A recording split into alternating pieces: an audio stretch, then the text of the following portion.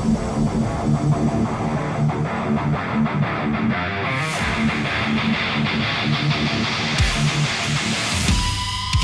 everybody, I'm Pooch Van Druten, and This is Chris Rabold, y'all. Check him out. Chris Rabold. He right here. is right there.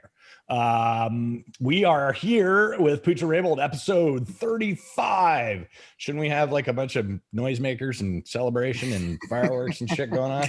I'd like to think that's just happening naturally when people hear that. I hope so. It's funny. I was talking to Tater, as a matter of fact, earlier today, and he's like, how many of those are you going to do, man? Aren't you running out of things to talk about? And I was like, no, we're not. We're really not. No, because, we love talking about audio, and we always manage to get something from you guys sending us questions, and that kind of stuff. And plus, we're always talking about whatever the latest thing is and whatever's happening, even when our industry is destroyed. Right. Which brings me to the point. Speaking of, we thought today maybe we should talk a little bit, address it's Mental Health Week this week, in case you didn't know. And there's a lot of people in this world that are having some issues with this whole COVID thing and being stuck at home and whatever, which is nice. But we have, in addition to that, no jobs. And so I think that most of us in the industry are in a place now that is, we need to check in on our friends and see how they're doing. So I thought maybe we'd talk about that today. Yeah. I'm down. What do you think? I'm down. I mean, it's time. We've slowly, as this thing has progressed, at the beginning, we kind of wouldn't mention it, or would be like, oh, the zombie apocalypse. Yeah. And kind of talk around it. And now it's come into conversation more and more. And, let's just do one on it, I think particularly we have seen in social media recently, kind of the fallout of this stuff. I know that I saw something last week, a couple of like really major, well-known engineers talking about how maybe this is it and that they're going to walk away from this industry. Did you see any of that in social media? Oh yeah. I mean, I've watched the whole arc we all have of breakdowns, prognostications, shock and awe throughout this whole thing, the ebb and flow of those. But I did this past week, I definitely saw a lot of that Broadway thing too. I think rocked a lot of people. Did you see that? No. Tell me. That's the fuel for a lot of this past week's uproar is, and I don't know who makes this. I don't know if it's the city of New York or who said this, but Broadway is not the new target goal, which is not a definite. And that's what people need to remember about everything is that it's not allowed to reopen until at least, I think it's May of next year. Wow. Which to me is not in the remotest bit surprising, No, it's not. And that's what I find interesting is that there's a lot of people that are like they're shocked that we're not going to work. It's like, well, guys, we haven't even come up for air yet, really. You know what I mean? And especially, I don't want to talk about politics, but especially in super liberal states like California, it is still, you barely can go to a restaurant or, any of that kind of stuff. So when we're talking about having any sort of gatherings for shows, much less arena and stadium gatherings, we aren't even talking about it yet. So no, there's no indicator that would lead you to believe that. And speaking of Broadway or New York, you have to look at the reality of that's the episode. That was the first major decimation of life. Right. And they're not even talking about something until May. Yeah. That's crazy. And what's interesting to me is that they are, not that they are, but they're acting kind of like a liberal place too, in that, we aren't opening up quickly at all, whereas, here in Dallas and some other parts of the South, it's like as if there wasn't a pandemic. Everyone's like, hey, whatever. It's not happening. Yeah. You know, I mean, which I have mixed feelings about. I mean, honestly, I'm not here to say that the liberals are not incorrect. You know, man, I'm scared about going to a, you know, I wouldn't want to go to an event right now. It's something that I just don't think that we're ready for. And I think that until we start really talking about how we're going to manage getting a bunch of people together and not create one of these super spreader events, like, you know, how do we avoid all of that and also stick to our guns? It's like, you know, people say that like masks are mandatory, and it actually is an ordinance here in Dallas, Texas. But like I go all over the place and there's people just walking in without a mask on, or, you know, whatever. So it's like people have to follow the rules too. People will have to get vaccinated in order for a vaccine to work. You know, it's all those things. So I don't know. I think part of what we're talking about today is the frustration that we have as a community and as a you know, a business, that it seems like our things are just keep getting prolonged because they you know, like they can't even figure out how to do it in a restaurant, much less figure out how to do it in a theater. So I don't know. I think I don't know. I mean, how are you getting along? Like, how are you feeling about this? Right. It's funny. It's almost like we need a moderator here to throw us questions, because there's so many ways we can go with this topic. Well, yeah, you know, of course. How I'm doing is, you know, I'm sucking, you know what I'm saying? But I'm also not surprised at the arc we have been on and that we continue to be on as a whole. In other words, I don't have any sort of, no one, I've said this from the beginning, for once, no one has the scoop. There is no scoop. There's no inside track. No one knows when everything goes back to normal, you know, or begins the arc. No one knows, from the scientists to definitely not. You could go to you could go to the president of, name the major promoter in the world, pick one. He or she doesn't know. No one knows. So, right. But I can say this, that it was pretty evident to me early on that this was going to be a long-standing thing. And I did, while I don't know when the end is, I did marvel at the sort of seemingly overwhelming sense of denial on a lot of the part of people in our world. Still exists. And it still exists. And, you know, the whole, like, we'll be working again in May. We'll be working again in August. And it's like, there were zero indicators that showed that was going to happen. Right. And I think, you know, sorry, not to interrupt you, and I want you to keep going, but just let me interject this just a little bit, because I think this is the crutch of the problem. You need to accept, this is acceptance right now. Yes. Guess what, guys? We're not working for a while. So it's happening. Do whatever it takes to maintain your sanity without hurting yourself or others, you know? And so whatever that means to you, you know, I mean, you know, not going to lie, my money's running out. I've spent all my savings in my retirement, and I don't know that I could do it for another year or even 7 months without finding a source of other income. So whatever that means to me, like here coming up, I'm going, all right, I'm seriously sitting here at home going, okay, I need to figure out what I'm going to do. Maybe it's another job, you know, maybe I go work at Home Depot. I mean, I don't know. And I know that there are those in this industry that have already done that. And I applaud you. I mean, you know, like a really great system engineer, this guy named Phil Chris, who's a buddy of mine. He's awesome. He's a Claire guy, and they've been furloughed pretty much, you know? And so he went and got a job as a forklift operator at some warehouse in Nashville, you know? And I applaud that dude. That dude is making money for his family right now, right? You know, doing a forklift. And he's going to be the one that when it all comes back, he's going to come back and be a system engineer. So, you know,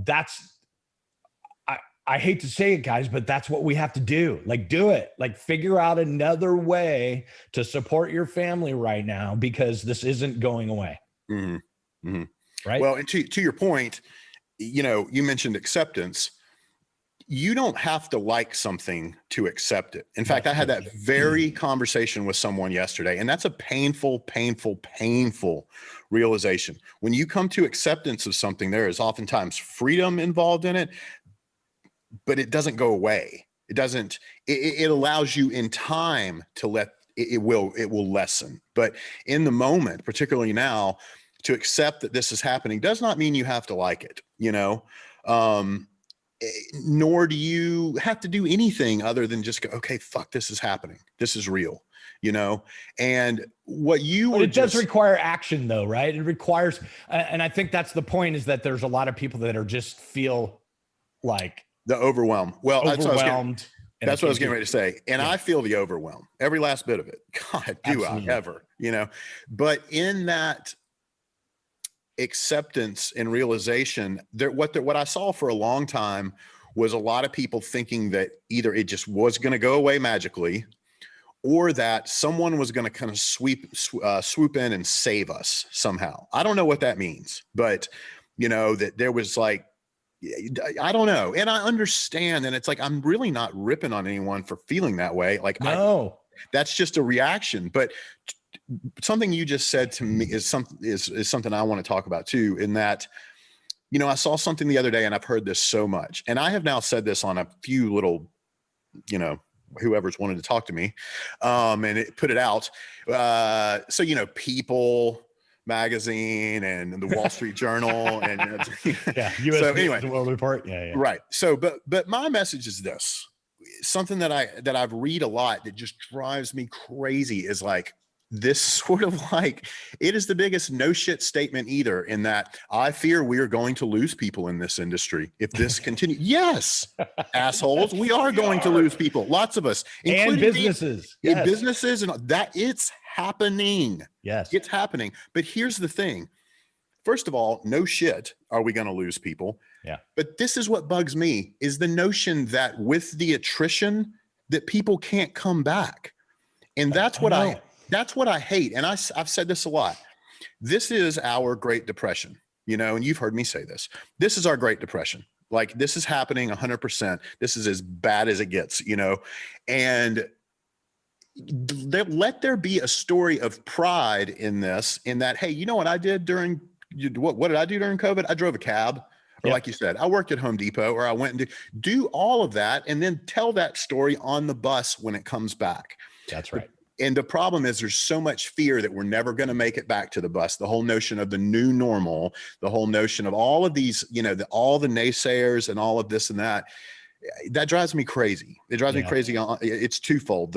That's a novel sense that we're going to lose people, because we absolutely are. But that, like, when we lose them, they can't come back. But that brings us to the next part, is the fear. And again, you and I don't know. No one knows what this looks like moving forward. I can tell you this. First of all, there has been a pandemic. You know what I mean? It was 100 years ago, and the numbers were incredibly high. From what I can tell, its period was actually shorter than it looks like what this is going to be, but the numbers were astounding. And then life came back. Yep. You know what I mean? And this is the thing that gets me, is when people talk about it's over, it's not going to come back, this and that. The one thing that is always going to be here is the human condition. And the human condition is to get together, is to be social, is to commune, is to celebrate, is all of these things. And I don't think that gets wiped away.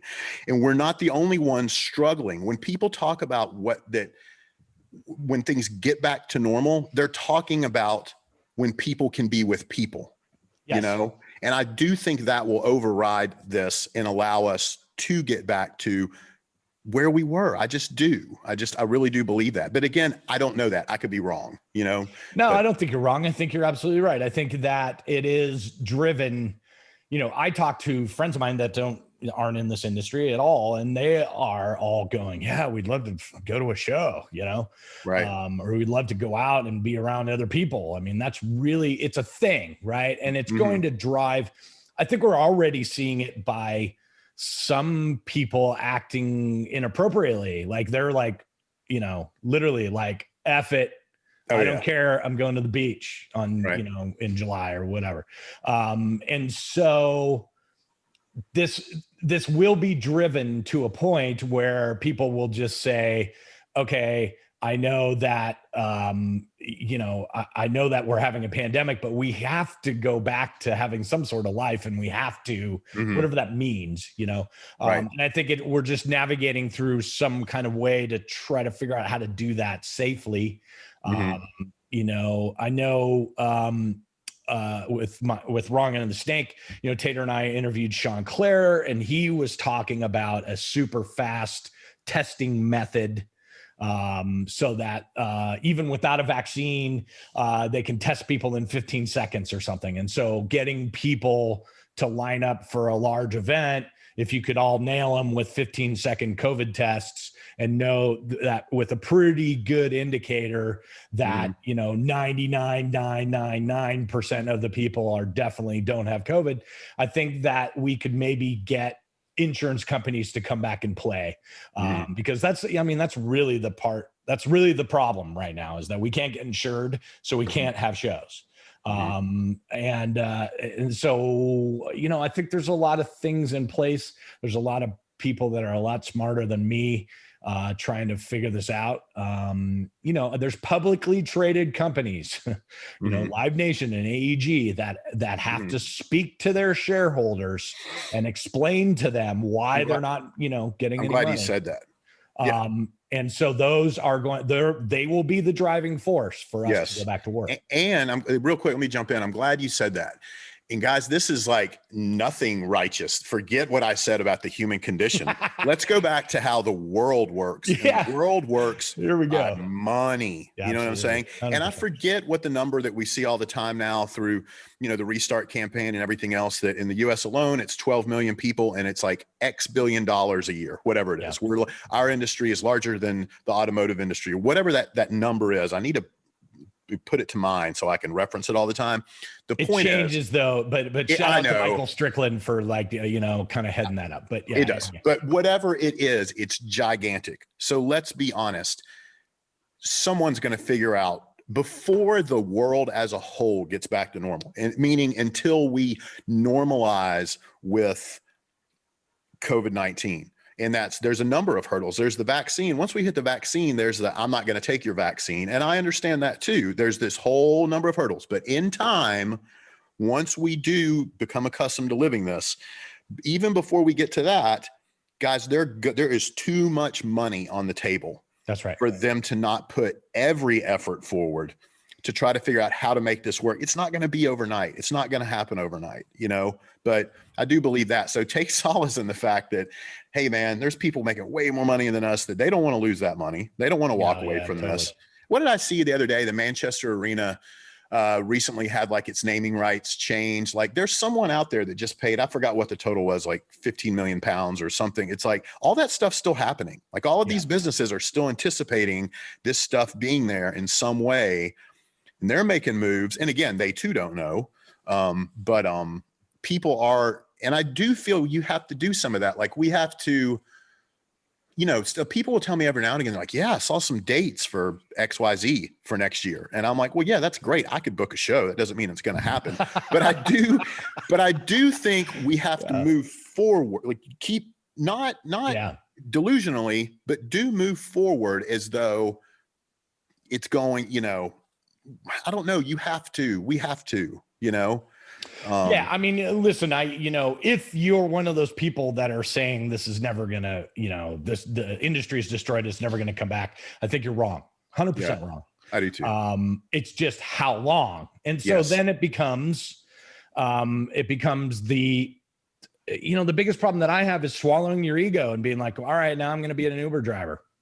You know, it's not something that I aspire, you know, no, whatever. I'm not trying to say that Uber drivers are bad, but it's not something that I aspired to be. However, I need to do it in order to make it through this time. So it's really about, you know, swallowing your ego and being like, okay, I'll do whatever it takes. I'll do whatever it takes to get my family through this situation, you know? Right. And take pride in that. I mean, it sucks. Like, how can you be excited about making 1/8 of your income with a new job? Like there is but God, man, just think about making it to the other side, you know? Yeah, that's it. That's it. Yeah. I mean, we were talking about this kind of offline before this, but recently, like in the past couple of weeks, have gotten a bunch of emails from people that I've been checking in with, and herein lies the recommendation that you all check in with your peeps, man. I'm telling you, that carpenter that you were on tour with last year that you haven't spoken to in 7 months now, if you reached out to him, you might be the guy that changes his decision from something bad. I mean, you know, it's really important that we talk to our friends. In the past week, I've received a couple of emails from people where I'm just like, whoa, boy, you sound really manic. And, you know, it made me like get on the phone and be like, hey, dude, you doing okay? You know, are you sure you're all right? And it's not that you can solve the problem. We can't. You know, the fixer of this would be for all of us to go back to being on tour and going, you know, doing shows. But that's just not going to happen. So the next best thing is you can be someone's, you know, person to lean on. And I find that like just talking about past experiences with that person and bringing up some funny thing that happened with them and you know, remember that time in the back lounge when, you know, whatever. Stop right there. Stop. Let me stop right there. Yeah. But bringing that up, you know, kind of gets a chuckle out of somebody that's really having a really low day, you know. The biggest problem with mental health is that you really don't know what's going on inside somebody. Well, and here's let me interject real quick. Yeah. This is a good tie-in with the notion of mental health. And I remember, it's funny, my phone's ringing right now with a musician that I know is struggling greatly. So call me back, buddy. Yeah, and call you back right after this. And struggling with you, homie, promise. Yeah, right, totally. And here's the thing, and I remember this early on, and now this is not by any means saying because I have had struggle in my past, I am therefore doing well during all this by default. But I remember I said it to you, and I've said it to a few good friends of mine. I'm like, you know who's really gonna struggle during this are the people that have never faced like a mental health type. Like they've never, and I'm not saying there are people that have had a charm life. We've all got our own shit. I get that. But I guess what I mean by that is the people that are, maybe I should reverse engineer that phrase. The people that are more inherently suited to handle this time are people that have dealt with severe hardship, typically typically of the mental health kind, whether that be addiction or depression or whatever it might be. And the reason for that, and I'm speaking of myself when I say that, I'm speaking for that crowd. Yep. If you've ever dealt with those things, you know the feeling of, oh my God, this is overwhelming. I can't do it. I don't know when it ends. Yet some fucking how you wake up and do it again. Yeah. Not everyone does. That's the scary part. I know. Then there are those that don't, and that they check out. And I mean, I understand all of it, but I remember, do you remember I said that to you? I was like, man, the people that have struggled are going to understand how to do this when there is no end in sight. You don't know. But then the beauty of it is though, and then somehow it all ends. Yeah. Somehow one day it all changes, you know? So, and I think that's what we're seeing. And that was a lot of people at first who were just like, it's not happening. We'll go back. And then with every turn, they're just mortified that it still sucks. And it's just like, man, sometimes that's the way it works. Yeah. You know, but you know, I think it really is important to point out that there is an end. There is, you know, part of, you know, and I've been vocal about this before, part of my addiction problems has been that I didn't see an end in it. You know what I mean? Like I sat in my own shit, going, I don't see a way out of this. And the pain is so great that there's no way out. And I think that you're absolutely right. There are people that are experiencing that for the first time in their lives. You know, for me, when my world comes crashing down around me, now, this is not true early on in my life, but now when my world comes crashing down around me is when I am the most focused and the most trying to figure out what to do and looking at it from a puzzle kind of perspective and how can I make this better, all those kind of things. Where I have to worry about is when everything's great, when everything's fantastic is when I decide that I'm going to screw myself over and pull the roof down. So yeah, watch this. Yeah. So for me right now, it's difficult. Don't get me wrong. And I'm struggling just like the rest of you, but I'm also in this weird mode, having experienced it before, like what you've said in my life, where my world was crashing down because of addiction and mental health issues and, all kinds of issues. I've experienced it before. So this is like, okay, I've been here before. I know what's going on and I need to be vigilant about checking in with myself and making sure that I'm okay. Because a lot of times I'm not okay. And I've been given the tools to try to get out of that, right? Like, communicating with people and being able to express that in ways that I didn't know before. So I think you're absolutely right. I think it's 100% on all of us to try to check in with as many people as we can to see how we're doing, because like I stated before, the problem with mental illness is you don't know what's underneath, what's going on. Chester Bennington, the lead singer of Linkin Park, by all reports, the 2 weeks before he hung himself was the happiest looking, most interjecting with his kids, hanging out with his family, having a fun time on vacation, and 12 hours later went home and hung himself. Yeah. And so that is, and I think along the same lines with Chris Cornell too. I've had all kinds of rock stars in my life kill themselves. And so the mental health shield that we all put up does not explain what's happening underneath. And you need to be a friend to your friends and try to pierce that shield and say, hey dude, I'm here for you. This sucks. And let's, if you're struggling, then let's talk about it. And also, if you're on the receiving end of that question, know that it's okay to not be okay. That's true. That's a big one too. Is that like, it's okay to have the answer be, and it sucks when that's the repeated answer over and over and over again, because you hate to be the negative guy, right? But it's okay if someone's to say, you know what, man, I'm not so fucking good at all. And it's important that the person that hears that doesn't just shy away from it. That's the hard part. Yeah. That's the hard part too, is a lot of people, because this is so, it's so unprecedented and just widespread, for us in our industry, there's a lot of, if you are not accustomed to checking in that way with someone, that's right. It's one thing to be like, okay, I'm going to do it today. I'm going to call blank and I'm going to be like, hey bro, how are you?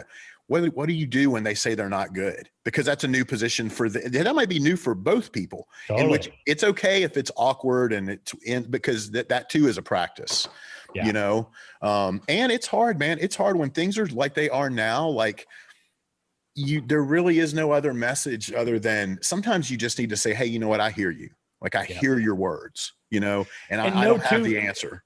Know too that, one of the hardest things in the world is a man asking another man for help. Yeah, that's totally.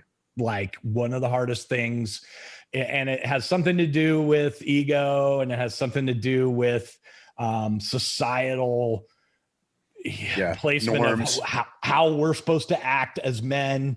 Right. And so when someone says that they're struggling and they're, and is real, like, believe it. It's not bullshit. If someone is really saying that to you, if another man is saying to you that, hey man, I'm not good and I'm struggling, it took a huge amount of courage. Yes.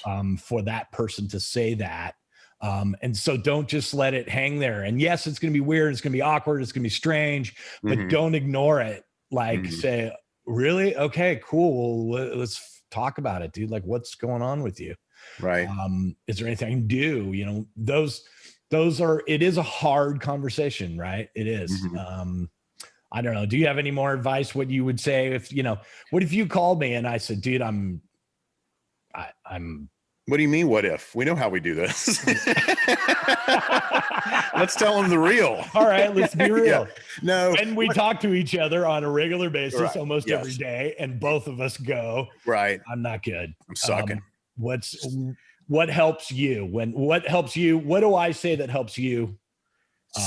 Again, I go back to the notion of sometimes, particularly when it is a dark and dire time and there is no answer, sometimes the pull yourself up by the bootstraps thing is the last thing someone needs to hear. A lot of times fielding someone's words, like you hearing me, allowing me to verbalize it, put it out there, get some of it out, is relief enough of itself. Like you just to receive the words is oftentimes enough. Counterproductive to that would be if I said, come on, dude, fucking man up. Right. You know what I mean? It's like, totally. That is like the way you should not react to somebody, that doesn't help them. How does that help you when if I were to react like that? Yeah. I oftentimes, you're absolutely 100% right. The best thing that you can do for me, and you do it all the time, is let me vent. Mm-hmm. And then at the end of it, go, dude, I don't have the answers, but I hope I helped you by letting you. Yeah. And and again, just like keep fucking going, just keep going. I don't know. I remember a long time ago and, I don't know what forum I have these visions. One day I want to do something with Music Cares, but I also have this like, well, when I'm at a certain place in my life, I want to do something with Music Cares because when I'm all healthy, when I'm good is what I'm trying to say. And you and I, people see us on here and like, oh, you guys are doing so good. You're just crushing COVID. Like, it's like, dude, how many times have we sat here and been like, fuck. That's not the reality. It's just here we go. Hey, everybody, Yeah, right. But I remember years ago, I had been through a serious depressive episode and I came out of it. And hell, I was younger at this time. And I went and for just a very little while in Atlanta, I volunteered at this place and there was like kids with, suffering from depression, like teenagers and stuff. And I'm not saying, it was some massive presence that saved lives there, but I can tell you this, I felt good about my approach, and my approach to those kids is every bit of what I have said during this was, first of all, hey man, I hear you, or I want you to know I hear your words. And here's the deal, man. You know what? It does suck. You are right. This hurts. And you know what? It's not getting better today. I doubt it's getting better tomorrow. And I don't know when it does get better, but I swear to fucking God, it will get better. Absolutely. 100%. And that is like, as much of a non-answer as that is, that's not a non-answer. That is the answer. Yeah, that is the answer. It will get better. It will. And the whole notion of impermanence, which is like a, Eastern religion kind of thing, but it's like, it's the only thing we can count on in this world is change, is impermanence, is change, is the cycle swinging. One thing I wanted to say real quick, I do understand too, because I feel this, there's so much frustration. And first of all, everyone's winging it out there. Like in the US and the world, blah, blah, blah, blah, blah, blah, blah.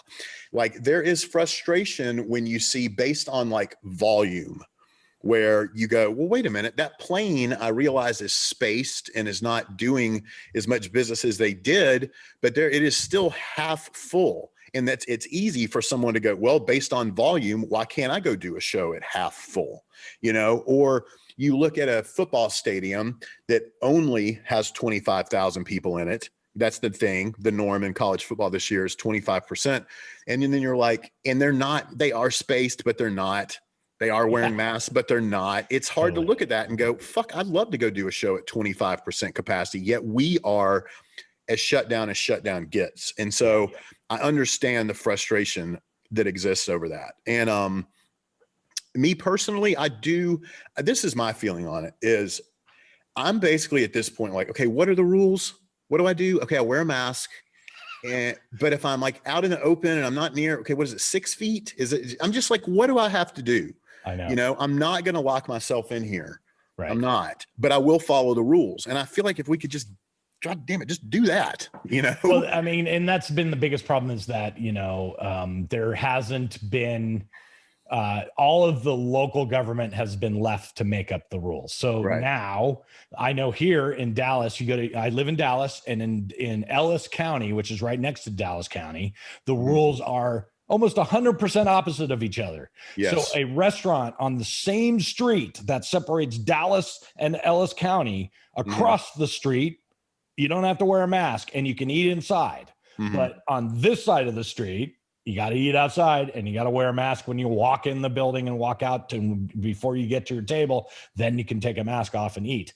And that is the problem, is that the rules are not the same everywhere. It's all over the place. And some of them too, it's like there's so much of like who's kidding who, as far as I wear my mask when I walk through the restaurant, but when I sit down, I take it off and I'm magically okay. Like there's so much, there's so much confusion and conflicting this and that. And I do believe that by and large, everyone's doing the best they can. Everyone's winging it. Like this whole debacle with schools and businesses. And man, this is, again, it's not unprecedented. Our country has been through this before, but not in our lifetime, not in anyone's lifetime that is an active member of society. For sure. So again, I get it. It's tough. There's a lot of conflicting information out there. And here's another thing too.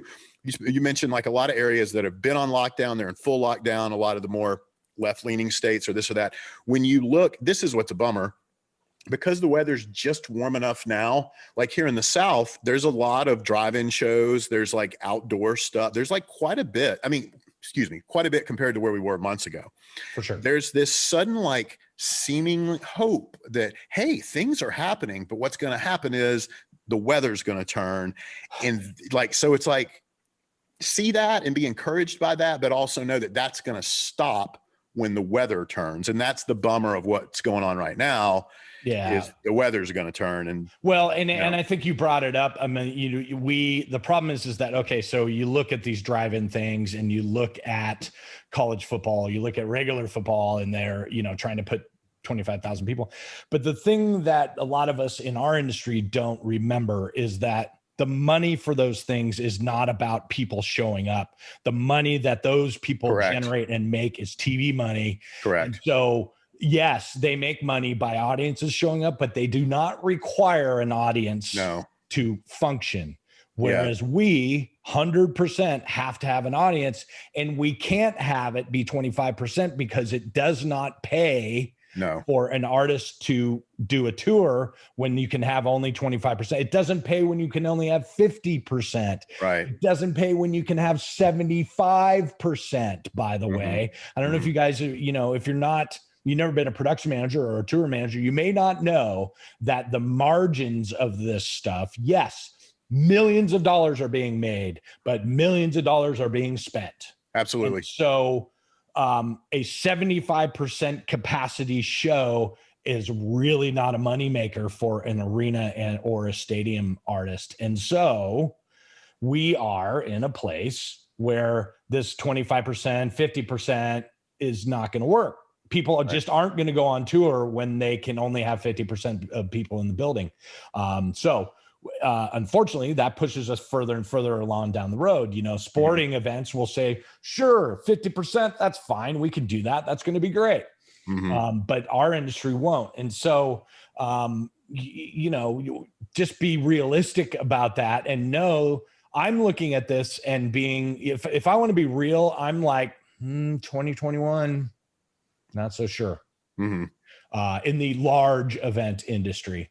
I know in 2021 in summertime, probably, there's going to be, people doing tours that are doing clubs and maybe even theaters, maybe.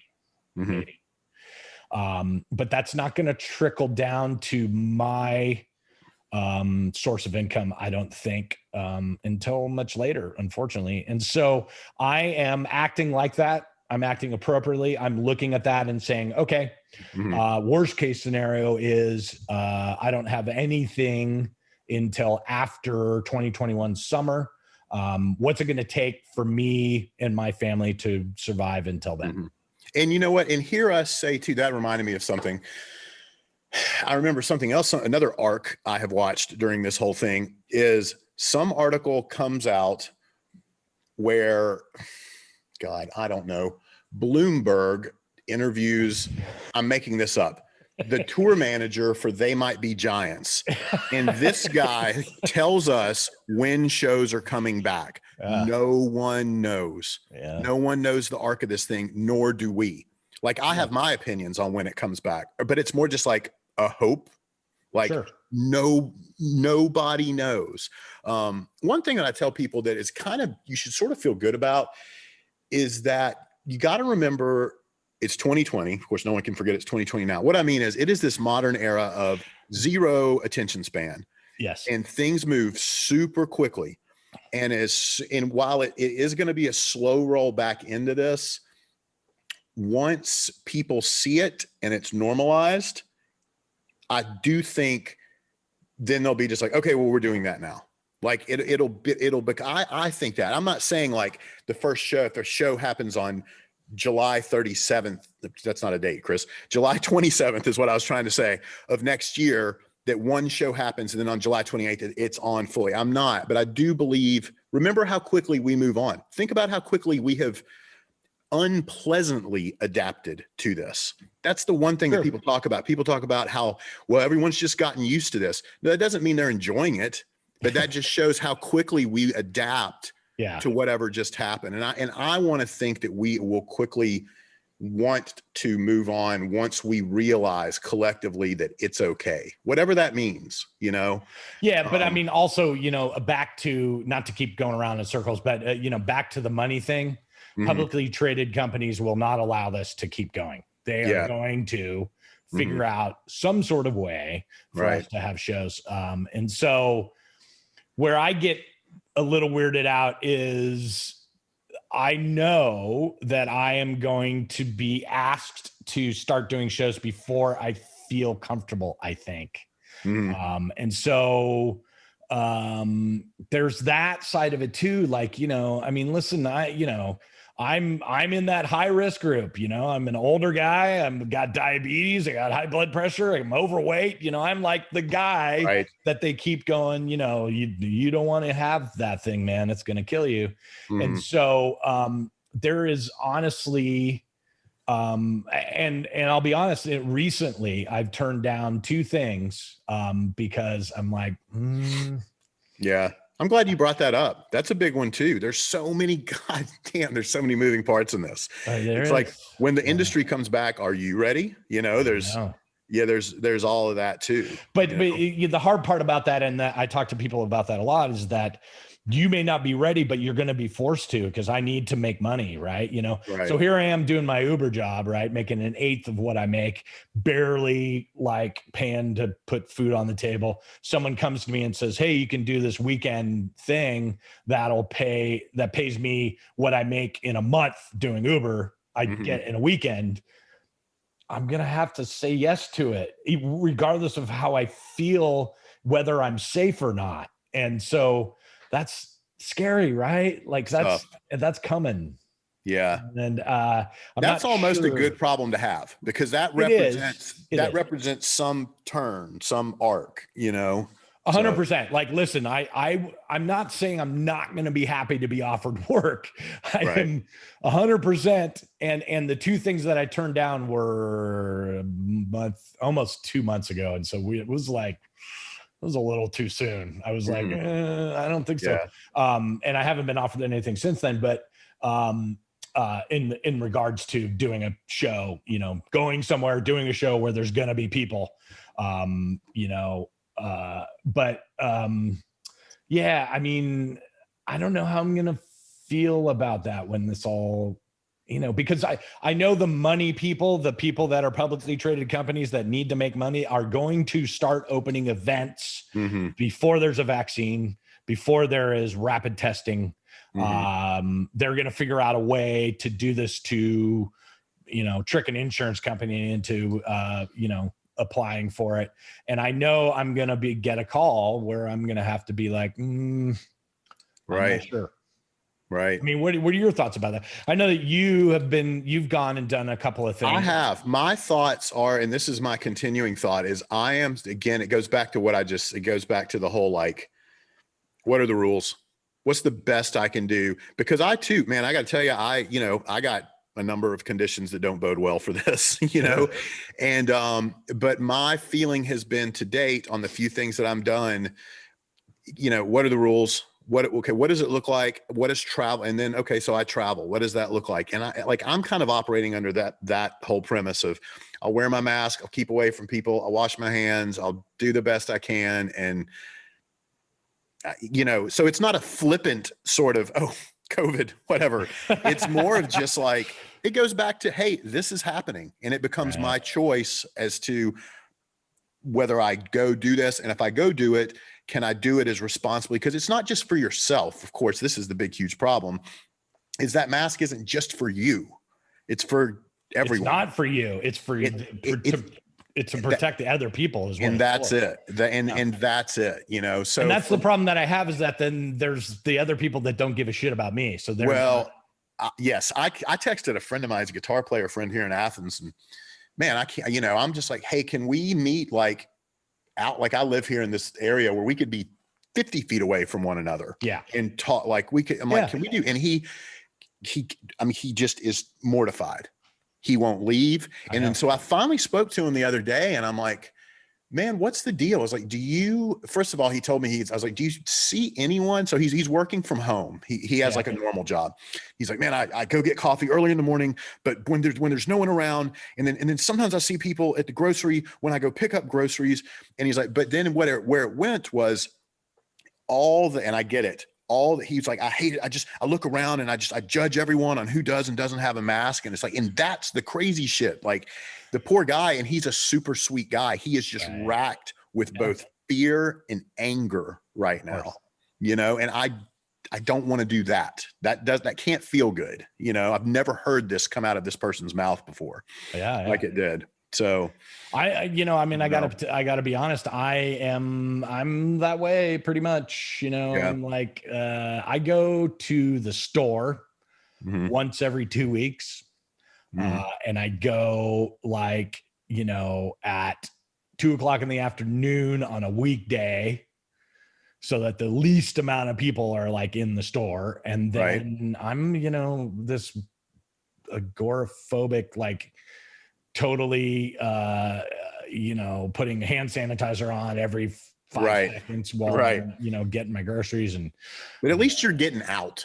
I am. That's the thing. I am getting out, and I am doing that. But even that limited amount of time is a little bit spooky for me, because it's weird. It's like I've built this thing in my brain that if I do get it, I'm getting the killing kind. Like I'm like, I'm like, if I get it, and I'm trying to do everything I can to not get it, but if I get it, it's not going to be the I can't smell anything kind. It's going to be the take me straight to the hospital and put me on a ventilator kind. And so that kind of fear is crippling.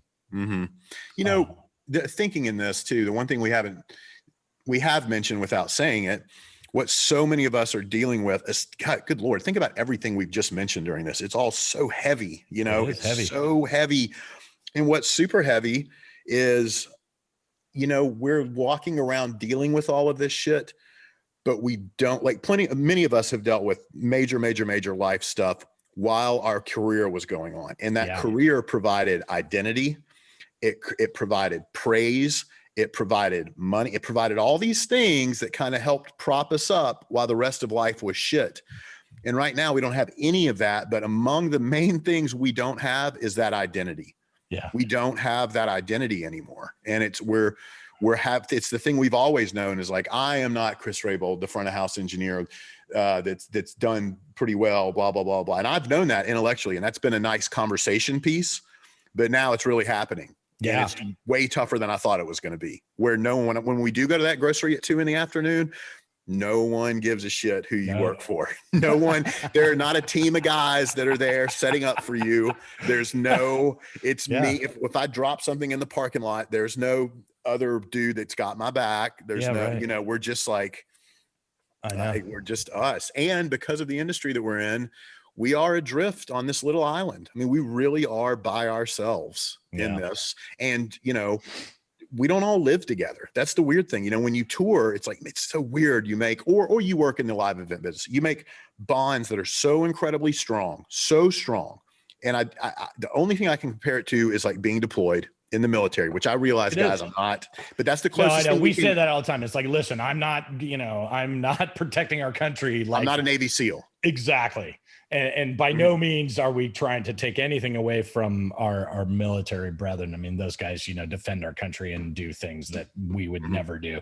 However, our lifestyle and how we live is very similar, right? It is. And and you build these bonds with people, and then poof, everybody scatters. Yeah. But you know, you're going to come back together. Yeah. So, and it makes it okay. And like your little break becomes just that. It becomes this other little life you can live for a little while, because you know you're going to go back to those bonds and those brethren and blah, blah, blah, blah, blah, blah. And many of us right now are finding ourselves in areas where there are no brethren. You know what I mean? I mean, it's a common thing, you know, for in major wars for military people to re-sign up for another, like wanting to go back because that exact reason. They want to be around the people and experience the, you know, that it's not so much that, hey, I want to go back to whatever, go back to Vietnam and you know, get shot at. It's more about, I miss the camaraderie and the being around people that understand me and people that have had shared experiences with me. That's hard. You know, we miss that. Yeah. We really have, I always tell people I have two different lives. I have a home life, which is now completely different than what my other home life was. I know. And so navigating through that is hard. It continues to be hard, of figuring out what that home life is now. You know, but when we have our normal lives and there is shows and all this kind of things, I am really living this weird duality of road life versus home life. And I got good at, you know, going between the two. And adapting to that. But this has kind of spun it all off. Like now I don't have that one, and this one's completely different. Yeah. So fuck. I know. Fuck. Exactly. And I don't even know if I'm good at this one. I don't know. I know. And that's, if there's a theme here, again, it's like this community that we talk about that is scattered and splintered and whatever, check in with one another, and everything we're talking about now is happening. It's real, but there is the choice you have to make is literally to just keep moving. Keep your head down and go, man. I mean, just keep going. Do whatever it takes, you know. I watched this comedian, Mark Maron. He's a really funny dude. Funny. I was thinking about him today. That's funny. And he's one of my favorite comedians. And great. He recently has been doing live Instagram, like 20 minutes every morning. He goes and sits on his porch, sets up his phone, you know, and does live Instagram for, you know, whatever, for 20 minutes every morning. And it's really, he's just funny. He's a really interesting dude. But that phrase that I've been telling you comes from him, which is do whatever it takes, you know, to you know, keep yourself sane, do whatever it takes for your sanity without hurting yourself or others, man. That's the deal. And he keeps saying that as a mantra, and it's true. And I love it. And here's the deal, guys. Like, Pooch literally texted that to me.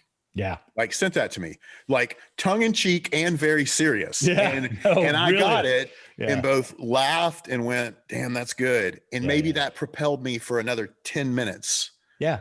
You know what I mean? And it's gotta look like that. It's gotta look like that. Whatever it takes to maintain your sanity without hurting yourself or others. That's the deal. So whatever that means for you, you know, do it. I am committed to doing whatever it means to, you know, keep my family afloat, so I don't have to sell my house and sell my cars and, you know, whatever. And if you do have to do those things, that's part of it too.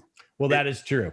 And like if it suck, comes down to that, man, I had, I got to tell you, a friend of mine who was a roommate in college, and then we moved to Los Angeles together, and we've kind of lost touch, but we haven't, like we speak every 6 months, let's say.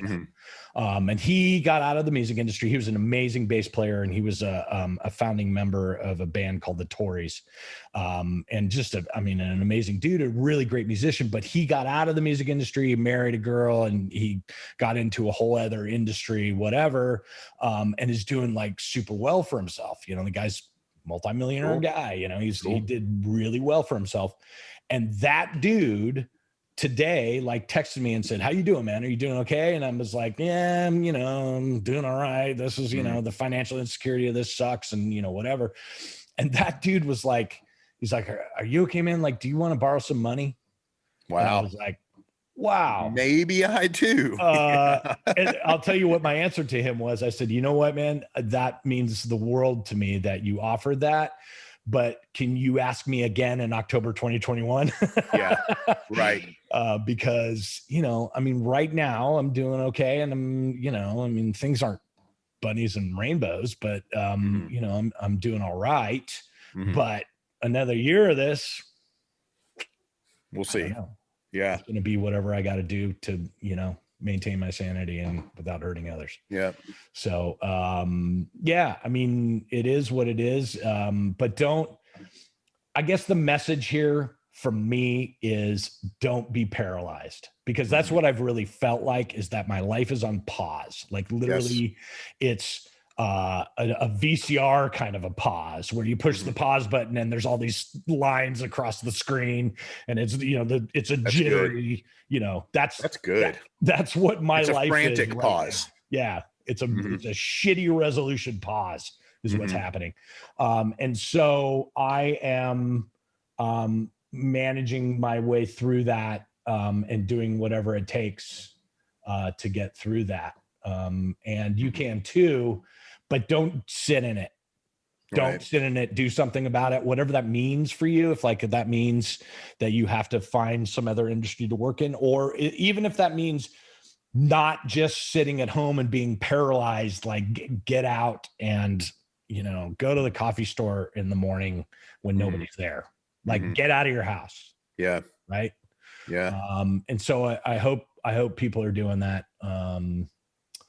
And I don't know, any other advice before we wrap it up here? No. And this here's the thing. We can usually like wrap something up pretty well. Like it's almost fitting that it's hard to wrap this up, because there's no finish line. Real answers. There isn't. Yeah.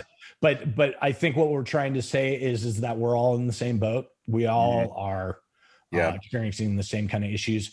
But I truly believe the answer is not to quit. The answer is not to say, I'm never going to work in this business again. I'm done. I'm going to go do something else. Don't do that. All you guys that have, you are highly skilled at what you do. This job used to be cocaine cowboy, circus, turn it up, circus atmosphere. You didn't really have to have a skill. All you had to do was be able to move heavy cases, right? Well, that's just not true anymore. This business is highly skilled people that have been trained for years. We don't want to lose you. And so don't walk away. Or meaning know that you can come back. If you need to, that's what I'm saying, is that don't walk away for good. Right. Because and that's what I've seen recently is a bunch of people saying, I'm through. It's like, come on, man, you're not through. Yeah. It's gonna come didn't back. see this. You didn't see this coming. Right. You also don't have it in you to predict that it's over. That's right. Like, let's check yourself for a second. None of us have that crystal ball. It could very well. I tend to be.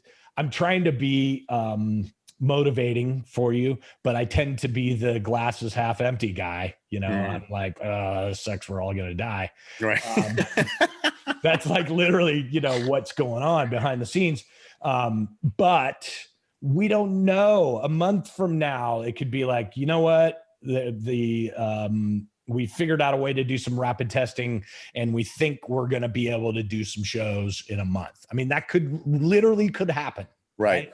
Right. So don't just sit there and say we're screwed and we're not going to work ever. Right. Because it's not true. Right. Particularly because you just gave up in the moment. You know what I mean? Like that's not healthy for all of us either. You know? That's right. Yeah. But, I mean, that's not really healthy to be doing that on social media either, by the way. Yeah. Like I said, it's the same thing as whoever gets the ball in the moment. Yeah. Even if people look at their whether it's a statement or an actual article, like I was talking about, for the moment, then that becomes the gospel. That becomes the truth. And then next thing you know, someone else comes around and says, there's a vaccine by November. And then everybody goes to that. Like, it's just like, everybody just take a beat, man. Let's just get there, you know? So, what I take from this conversation is check in with your friends. Don't give up. Do whatever it takes to maintain your sanity without hurting yourself or others. And financially, do whatever it takes. Yep. Like those are the messages that we're trying to give you. And hopefully those are some messages of hope. And hopefully you guys can take that to heart. Yeah. Yeah. Cool. What is it? What do I say? Keep moving. Keep moving. Keep moving. Just keep moving. That's right. Yeah. All right, guys. Thank you for tuning in. Thanks for liking and subscribing. Please keep sending us some comments and liking our videos. All of those things matter. And tell all your friends about us. And thanks for coming. Episode 35 out. See you, everybody.